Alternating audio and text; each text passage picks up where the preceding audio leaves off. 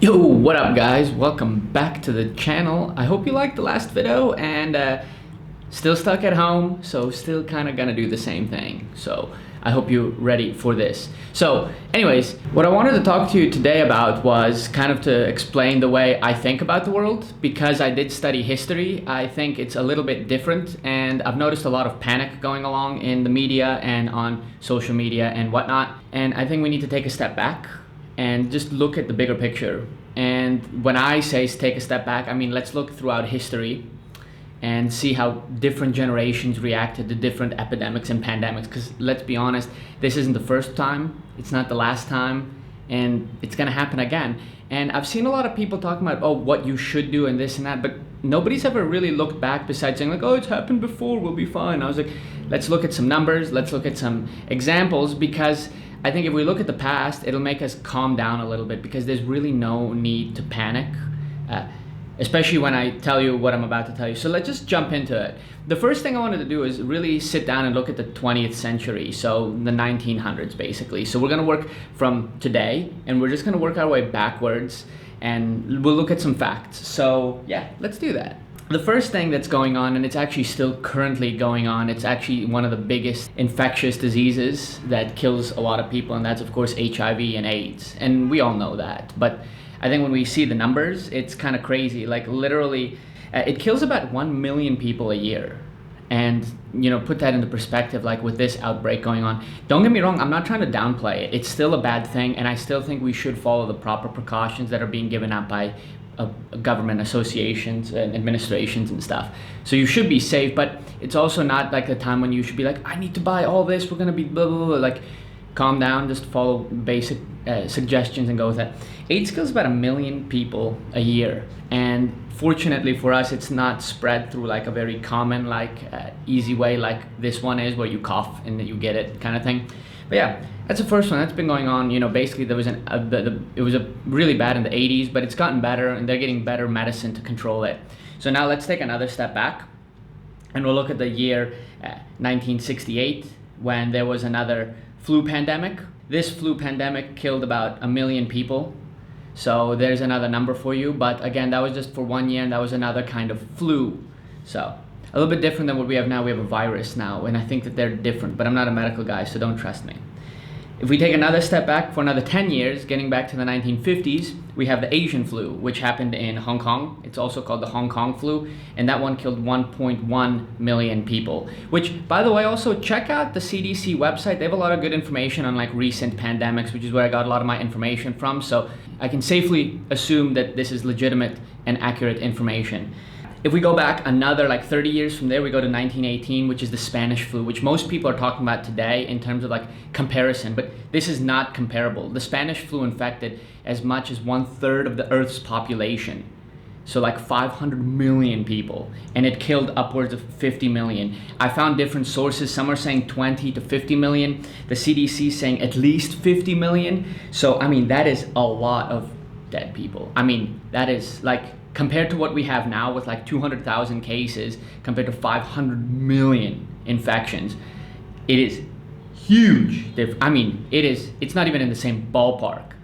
And you know, it sucked, man, but you know, it did get better, and it did a lot of damage, but again, it's something to think about, to compare it to today. I use history as a comparison. That's a big thing for me. I love to compare things to how they were and how they are today, because oftentimes, ever since I was in Italy, I've realized that there's these connections you can make, these similarities between the past and today. And you can use those, because the thing is, and this is a big thing for you guys, is we are raised to think that we're amazing, unique, one-of-a-kind individuals. But the reality is that we all fall into some category, and people like us have existed, do exist, and will exist again in the future. So we can safely make assumptions about what will happen based on the kind of person you are or what's going on. I've been looking a lot at how ancient Rome will compare to us, and there's a lot of connections you can make, you know, and a lot of people are like, oh, that's nonsense, we're completely different, we're better. But remember, that's the same thing they were saying in the 2009 recession. That's the same thing they were saying in the 1980s, you know, when they compared it to the 1929 stock market crash, right? We always assume we're better. But the truth is, we're not that unique. And I don't mean it in a bad way, like, oh, you're not special, it doesn't matter what you do. It does matter what you do, because you need to be internal about it, but that's a whole different thing. Anyways, history, we can make a lot of comparisons and kind of get assumptions of what we're supposed to do. Now, the last big outbreak that happened in the past century was the sixth cholera pandemic, which, by the way, sixth, that means there was already 5 before then.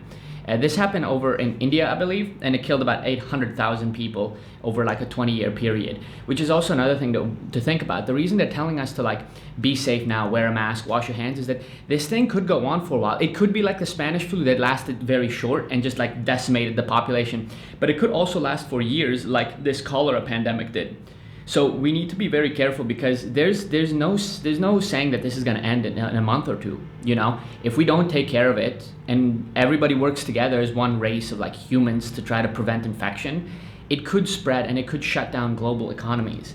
So that's why I'm saying you don't need to panic, because there's been times in history it's been a lot worse and people have come back from that. Humanity has come back from that. But what I am saying is we need to work together. So remember, put the panic part of your brain and make it like pause, and instead use your reason and logic to come up with a solution. And you know, it's very simple though. It's very simple. Stay at home, and if you go out, wash your hands and wear a mask if you can, at least in Vietnam government mandate. Now I want to take a step even further back to look at like the biggest pandemics throughout history. Okay, now I am just glancing at these, so please feel free to go and look around and do your own research. It's really interesting to see what happened, and it's also a great shout out and to our medical system, because if you notice, and what you'll notice now is the death count compared to these modern diseases, compared to what happened in the past, it's, again, you're talking different galaxies of like effect. So the first one we have that everybody knows and talks about is the Black Death, and that was, I need to check, 1346 to 1353, and that was in Europe, and we all know that, and it killed as much as like 25% of the Earth's population. The numbers I'm pulling here are 75 to 200 million dead people. There's villages that existed before that didn't exist after, like just gone because everybody died. So, you know, and that's a lot of that, again, is to the lack of like education at the time, right? And that's what I'm saying. We have the education today, and there's so many people who aren't listening. I'm not saying you're not listening. You're probably smart if you're watching my channel. Bing! Oh, by the way, hit like and subscribe if you haven't and you like this kind of content, because it's going to keep coming until I get out of this lockdown kind of situation. Anyways, so if we go a little bit further back from the Black Death, like 800 years, we get the plague of Justinian. Now, Justinian was the emperor of Rome at the time. Rome was split into 2 empires at that time, the East and West. East having the East having Istanbul, or Constantinople as it was called, and the West having Rome as the capital. So this one happened in the East around Turkey, what's known today is like Turkey. And it's called the Plague of Justinian because he was the emperor at the time. A lot of people blame it on him for what happened. It was actually a similar bacteria as the Black Death. So people assume that it's the similar kind of infection that was brought back by the soldiers. Anyways, that one killed about 25 to 100 million people, and that was the year 541 to 542. So you're again looking at these astronomical numbers of like deaths. And this one, they said, went over 2 centuries of reoccurrence. It wasn't that it just like blew up for those 2 years and went away. It kept coming back. And again, that's what I'm saying. We need to be vigilant and take care of ourselves, not just now, not just next year, but if we can for the rest of our lives, because that will prevent a lot of this, what's happening now. It'll prevent it from happening in the future. The dangerous people today are the people who are like, I don't care. I'll be fine. I'm only 30. I'm only 20, whatever. Those are the dangerous people. People who are staying at home and being safe, they're good people. People who are panic buying and being idiots about the whole thing, they're also kind of stupid. So you need to fall somewhere in the middle, right? Don't be like, oh, this is fine, I don't give a crap, or this is the end of the world. You need to be somewhere in the middle. And the last one that I want to mention, which is at the turn of the first millennium, in the year 165 to 180, was the Antonine Plague, which I believe was also named, is that an emperor? Don't quote me on that, because I'm not sure. I believe that Antonine or Antoninus, sounds like an emperor. Anyways, that was another plague, and this one they said had about 5 million deaths. The historian Dio Cassius actually documented that he said about 2,000 deaths per day in Rome at that time. You can see, if you look back, that plagues killed millions, if not hundreds of thousands. Of course, we're looking at the worst. And again, I don't want to downplay what's happening today. But I do want people to put some sense into their heads that it's not the end of the world.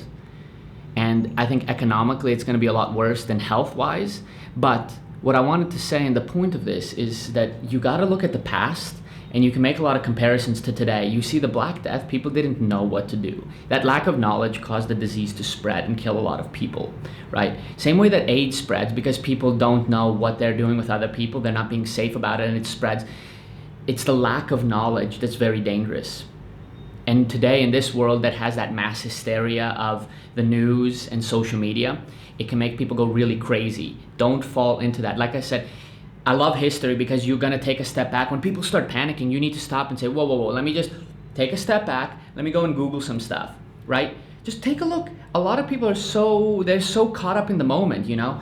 And it's not how you need to be right now. We need to be calm and cool and collected. That's why I love studying history, because those people are calm, cool, and collected, because they're looking at things that are already over, and they can take a look from a logical, physical point of view of what's actually happened, what's been there, what hasn't been there, and what's been written down. And we can get an idea of what our ancestors did and how we can do better, right? Don't fall into the same trap. We are not the smartest, right? Look at Rome, all the technology they had, and they still collapsed, you know? And anyways, I could go on for days. I just wanted to say, what I like to do is compare big events to historical events and see how they play out, whatever it is. You know, there's a guy I watch who talks about investing, and he was showing how like the stock market would go up and there would be like a dip, and then it would go back up, and then there would be a dip, and now we're hitting that dip again. People are saying it's the end of the world, which is not true. It's gonna be fine. It's gonna take a dip as long as nobody retires, you know, within the next like 6 years, within the next 6 months or whatever. You know, I'm pretty sure you'll be fine, because everything's going to rebound eventually, right? It's what the market does, because the market represents, it's almost like a biological entity where it has its ups and downs, and it's now just in a down period. So I don't know how to invest. I'm not doing it, but it's what I like to do, is look at the past and compare it to what's going on today. So anyways, guys, smash like if you like this, punch it if that's what you feel so desire to do, and yeah, subscribe for more content like this, and yeah, hopefully we'll be vlogging sometime in the future. Vietnam still seems to have this under control when I've been watching it, but you know, hopefully everybody stays safe, and hopefully this passes with as little damage to everybody as possible. So guys, thanks for watching, and I will see you in the next one. Peace.